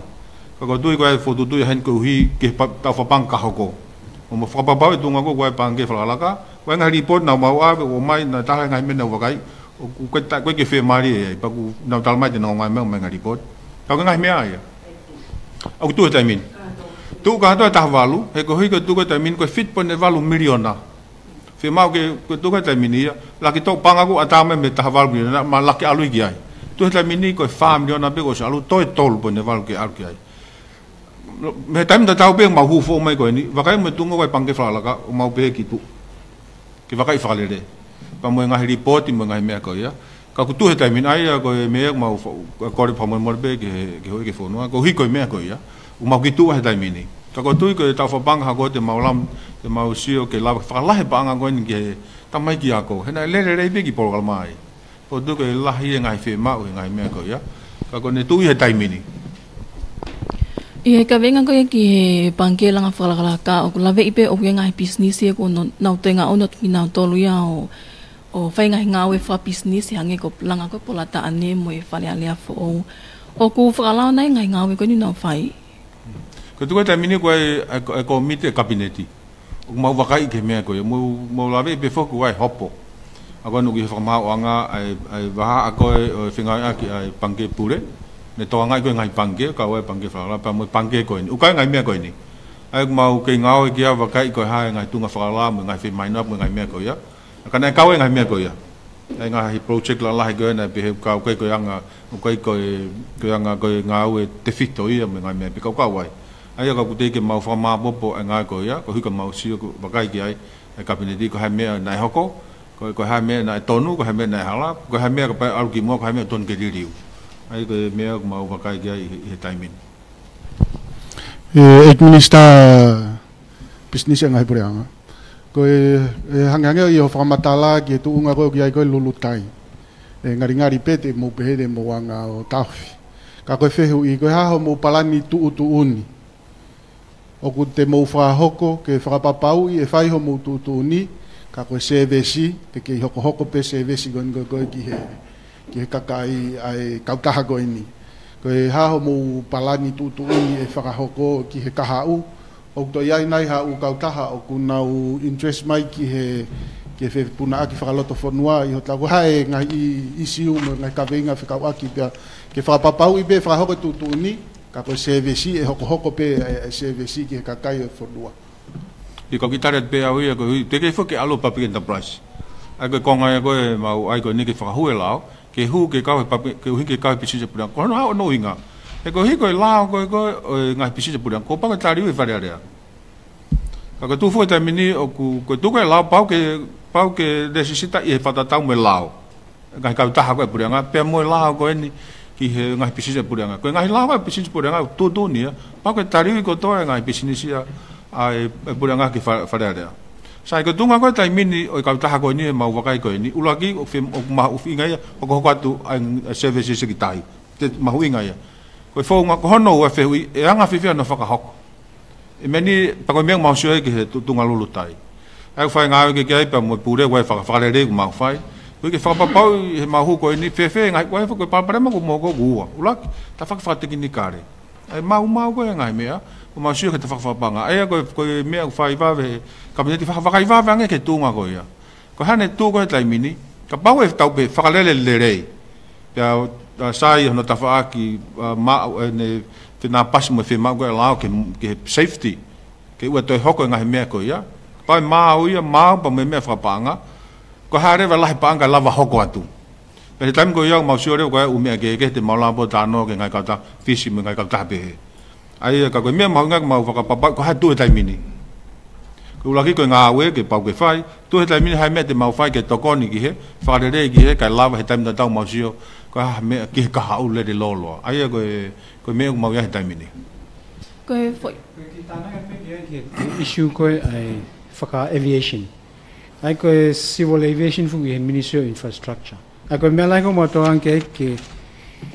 he hao mo malu ko e fula wa puna domestic ai mo fai tawa tai nei ko ke na ku me mi pa he poate ngane lu tai ka ko swa fisi me ai ko ko fatongi ko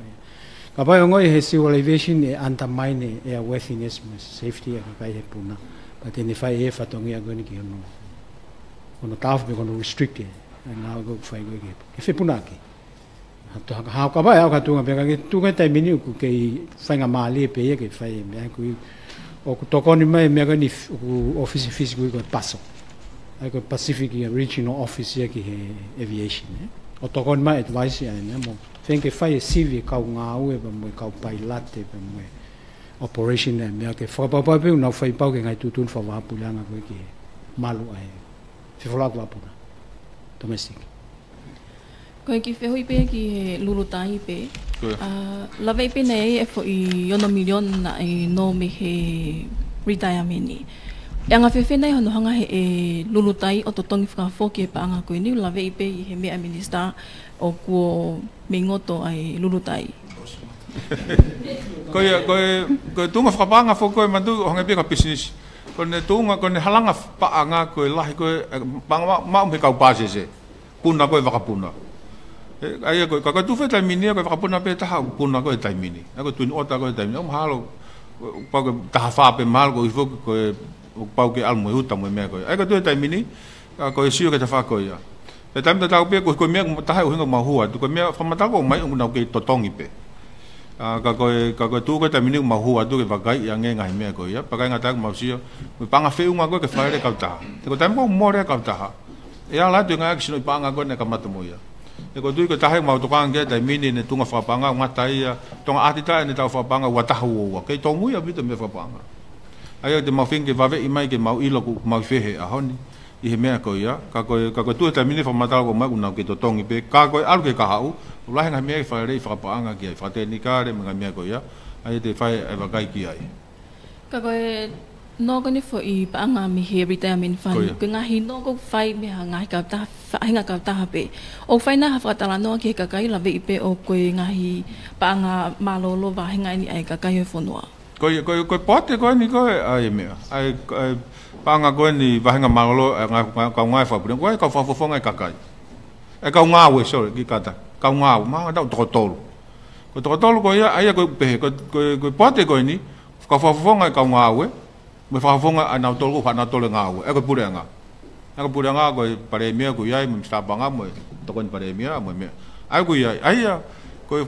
fe hui na mo va kai mandu ko nga ki mo baga to no ka ko pa ko lo va kai te ke lava to tong va ko ki mai ko hai me ko ai ya ko na sfai me fe nga ko ya ai ko ka kai na ton ke nau ko nau tu ne a ko ya ka ko tunga wa business a ni ai ya ko me ko dividend te ma dividend ni ai ko family ona ko he me te ga hata tong fo ki ai ai ko me ko ko tai mini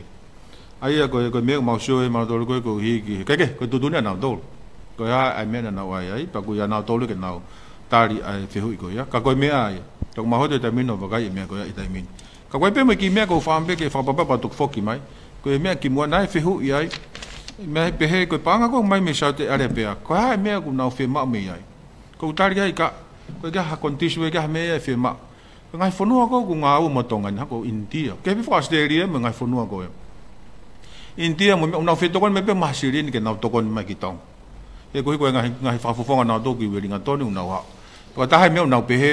ko hai firma tonga ni pe na masirin ko ya ke me ko ya ai ko mai be pa ko panga ko ni panga fonua ka panga ko mai e hata ki pure anga ki ka panga fonua ai ko tar ko ke ha me ai nau pe mai ke ha me fe mau ka na fu tu mare fu na do lu ia dau do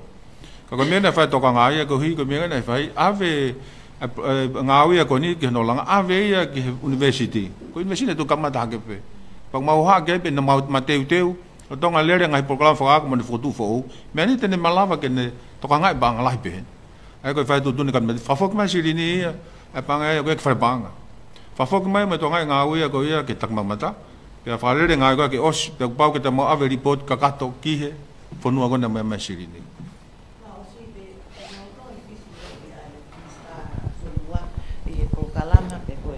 technical meeting, high level talanoa, figure occupy with deep sea mining. Go hi, where does Tonga lean towards deep sea mining? Go taha ngahi fe hui go ngahi hoha ai u civil society Pasifiki, nei kai ke talia e sea ko tau tolfo Tongan folk sea he forum.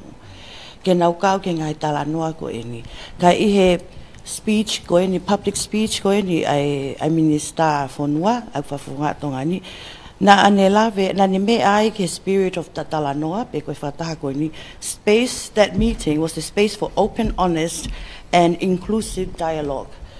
Pe ahili ko ya na ke tali tonga ke ka mai civil society pe mo other stakeholders ke na talanga ai deep sea mining issues I he Pasifiki. Ko fia ilo pe awia ko matonga I hana ke tali ai pe ua pe ki ai a manaki ke host tonga economic ministry meeting e manaka tu na ka pe nya he budget pe how is Tonga going to fund the budget for this hosting. I ko tonga ko ni I he makakola ko tahi ko tu he tamini ko fono e pasiki ko I he club tol club na pe he ke tafia pito club na pe vakai me club na pe fa economica ke ai kai ko pau ke fai he fonga ko ne respect ko ne ke mau ai atakai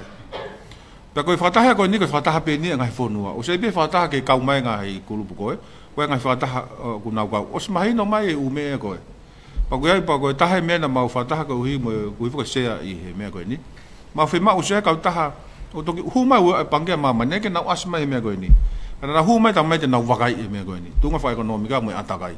ai ka ma ta ngai ka ta la la ko ya ko na sio mai ko ngai fono se lao ka wa tonga ni me ko ya ka mo ku kailan ko me ko ku kailan ni Papua New Guinea na ya ngai me ko ya kina ma ko to wakai le le yang e os mai no ngai yo a atakai mo me ko na sio ngai tau atai na ko hai me ton ke fai ke lava o palani se ngai me ko ai ko fa ta ko ni fa ta fa lo fa de pe o tu ai pe fa ta hai ke ka mo na ko fa ta fa mo me na fai lo tong na fa fe ye ngai fo no ko ni ai ko me ko na mai ka mau to lu ya ka te au ko ko na ton ke se ni ka apa ke mi sta ko ko no area ona tal mai ko fa ta ben no to fa ko sio ko ya ko fa ta ya ko ni ko fo tu tu ye ngai tu nga ko ai to report ko to ai ki September Fatah ko kahoko I Solomon. Ako nga fatah ko ya kau ko to halai. Kai ta be ma tu le be me fangi kulupu ya. Fangi ngai ko kulup ko ngai me ka ko hi te na la pen to ta dan na fa ho de na be ba ngai me ke forum kifis. E ka ko te fito o me ko pa na ma be o to hi mai me. Para sten ko to ngani me ko ya ka ko me pe na fa ho ke ai. Tu ko ko tu ta mini ko ki fatah be fa ma bo ko ma ngai me ko hoko. Fa sio gi ai ha mo wo be na ki va kai gi ai. Ngai ta fa ko to fa te ni kar me ko ya pa na to hoko ai he tam da tau ata be ke mai ngai ka ko si longo mo ko fa area na longo mo ya bit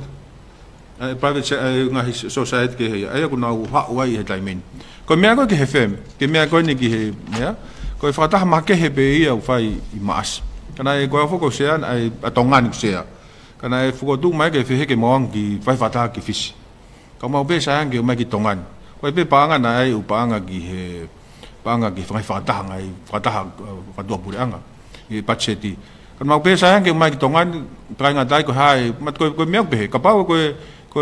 to tong ho de ka pa alo fo lau ki muri ngai fa ta ko form di ta to tong be fo no ni fa mo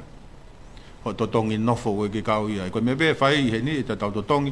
aki tari ki reception me ko ya fa ta ko ho fa ta ho la ki ko fai konga ki mui o maasi konga ulagi pe fata ka official ko konga pe hono wa ko fata hai ai ka minister banga ko konga la hese ke ni ko hui ko fo tu panga fo na talpe ka mata no ta no me wa afta ni ma le mai ai ko banga gui ko Pacific Resilient Facility ko banga ke mai ke toko ni hono fenga ke tau ata kai ke tau lava matu ikina ngai fata ha ko ngai fakatu tama ko hinga banga ko ya ko lai lau nga ko ngai fonua I ki ko mo tong mo Pacific lai banga ko mai o tuku mai ki toko ni ngai fonua langa fa ki palprema ko o feriria ke ya ko fonga nga ko ke mau mai siri fai nga ta au ke lava tau ke ngai me mau ko na behera ve fonua Pacific fe mai pa tau sirin mai be mi he ka ta pa fonga fe unga be good enough tau lava bo fai accountability tau hi mo tonga ngai me ai ko hinga lai me ko ya ai ko na ko shogo wait ko have accelerate ke fonua ni mo me ko lava be ko tu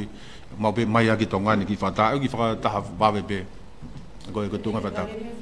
pe ai te ke hange pe foto kuange ai ke ta me mana tu fo ke kamata na ke ta ofi ai ngahi a framole ko ya ke fasi se framole ka ku hilian ko ya o lai pe ke te ngai potunga we pe mo a pe o tina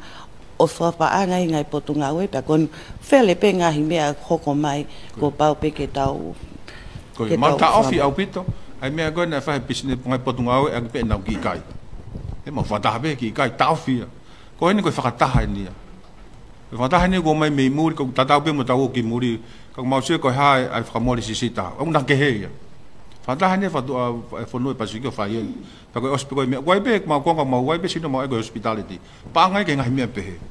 pa nga ko ke kai mo fa ngi me be ta ofi e ka mai si ni ko ha ave ke ta no hala a ko na ke he be I he mea koe. Kau ki whakasua tu heni kau tō ki whoki mai, kau tō ki ate whainga mai. Ma koe mea lahi taha I he kabineti koe ni, I he mea koe ni, koe whakalerei ai ngahi senta koe ke mo ui he ngai wheitu. Koe taha e mea mau whaam tāketi I ki ai I he tau mau purang koe ni. Whai ngai kātoa ke whalerei kātoa ngahi health center koe I he ngai wheitu. Koe tunga tai minu tunga whakawha. Ka hano hinga, alu ke hai ngai services koe nifo moe hāfua, pe hau peka kai o nofo o ngāwe aku. Kai wa teo mai ki nuka lo fan. So na sai ko me ko ya. So ka ngai ko tengi. O wa teo mai ki nuka lo fan. He ka pa to he ka pasi mai me ha. E wa mai ko ki nuka lo fan ni. Pu ke ka to ka he ka pasi mo me ko ya. Ai ka pa pe lue ke pe ko ya. Ko ki health center o ai ko ta ya me mau to kanga ke ko tu nei lai to kanga ngai me ke. Ka ko te fito ni mau pe. Fa rei ka to pe tanak me ngai nga ke pe no fe ka kai ai. Ka tau nofo pe fra ma ke ngai mea la ko fe la be ki ai ke ko ta hai ngai mea mau ba kai ke I whakau kau ko ia ale ngau e ke ha kakai ale ngai ngau e ke ha ke kakai mala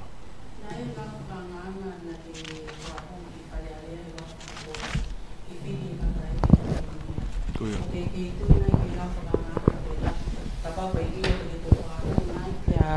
ka pau I kai ko ha no uhinga o ke ni fe la be ai fe ko ia ki tunga oni nei ai he taimi ke whano whai ho whano whai whituuna pia mo e kabineti ko e uhi he na iai ai tokanga ke wha taimi ko ia na whakahokai ai whanofo o ke pehe o kutonu ke tuhu I pau nai he konistu tone ai taimi pau tata te fito he re koe ki lau mahina pe ai taimia koe ke mo ngāue ai I he taim tatau personally pe he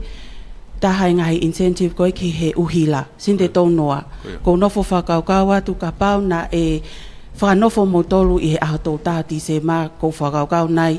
aonga ke kamata mi ai ti se ma ngahi mea whapaanga pe he nai mi whaitutu uni ki ai ho kabineti Ia koe eko wheu I whoke taimi koe eko wheu I whoke pe he ko hau tonga ne whiri pare mia Eko konistu tone fo le mai taimi ni ai aku whiri he whare area pe toki hao ai koe ne whio pe ne toki whai ko hono I he whalave me konistu ne no appointment koe kaku fotu mai mi whare area kaku lahe ai me ai hen ma koe me lahe o whai kai a CEO I hen ni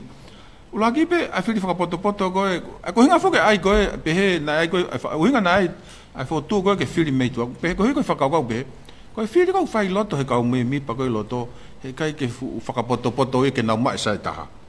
Tamu assumption nei ai. bo hui pone pehere e fai leva nga hivi loi loto ko hai o ma o fatau mo ha o ma tama ko ka o sange ko ko sai da hai ko fa kau kau vo ai ko foki leva ulo ki fili mai ka kai lele ki loto te nau lava o ha mo tau mu ko me ai ko me ko ia o to foki pe mo ia ki ai he ko hi ka pau e pehe pa to foket ke kakai mo pehe ai mandu ko te mo kalati foki na uhinga pe ko fotu ko ai me ko te mo kalati o ku maha o ku uhinga ia ke mahino ma kakai mahino mo whakapoto poto ko i te fito ko tu ia ko te mo kalati e ka pau le vai ma o he to taha ko ia ai whapoto ko ia ka mata pe mai ka whapoto pa mai pe to ko wa no fai pe whapoto ka ko hange me ai ko palpare malai ai ale vai tu he taimini tu nga ko mau ia i fare area ai ko nga he me fai va kai holo ko hai me ton ke tau fai ka mai no pe fok o ku i he ben afio ko malu ai me ho ko i fare area e ko tu ko me ma ho inga ko safeguard de ki he ai ko whanonga ko tau vai taimini ka ke ko tu e ki he ka hau ko ai pe fok e lau pe o ku mau ai poto wisdom of the crowd ko toko lahi ko ia ku ai whakapoto ka te be fo me lai be no o we kai ko to lahi ko ai whakapoto kai fa te fito fo ke e mahino mo me ko ku nau mau ai ko foi demokalati he ko me ku hoko ai me ton ke tau fai ai ko me tau fononga dai e taimini e ki pale Kataki Paula at Becky Fehui fa Auskoini. Ko ia Fehui koini ek pale mia e ka veinga whakawa pa mai office ko ia Anti-Corruption Commissioner. Whatatau ke whamatala koe ko mau o ko te kia ke ia me anga o lele hange ko me a lele pe a moe ngahi te unga ngawe ko ia kau ngawe ko office ko ni. Ai o ku pehe ko o ku hoko hono te kei ma o ko me a lele whakawhainga ta ia e ngawe ko ka whakatotolo ko ia pa me office ko ni e nau lawat ko ki tua whaka ko ngawe. Ka koe fehu i pepe ku whaihasio ki he ofisi koe ni ke whahanga oi ki ai. Koe, na mautare nai whakalahi paanga. Ke ave ke he sino koe ni. Au ne tau i koe ai whaihala, ai koe anti-corruption na manga tau koe mao koe 5 kilo. Ai koe paanga ina koe pango na ave estimatina whenga me 8 kilo ni mamano. Ne ave koe ki ai. Kau nau pehe kusisia koe hike nau kamata me ngai mea koe nau tue whema. Pa koe na mau ave nai kapni whakalahi paanga. Koe mao koe 5 kilo. Ai koe ne mea koe ne lawai o lea ne ngau eksune. Ai ko tamu la ta ko ke lava mai ngai me na ka ho ka ton fatonga ala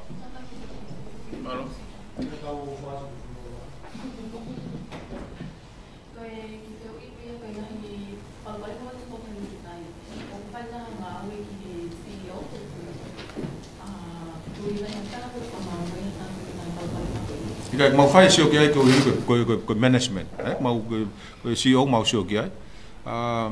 ko ka to hinga ke ko hinga pe I he lau mari ko fe me ala lava ke tatake ka ta ko ke pa ko fe fe pe ko hi ke ngau me to ta ko mahino pe hange pe ko ko ha fa rea pa nenga sa ko pe time pe mai me ala ko mo abi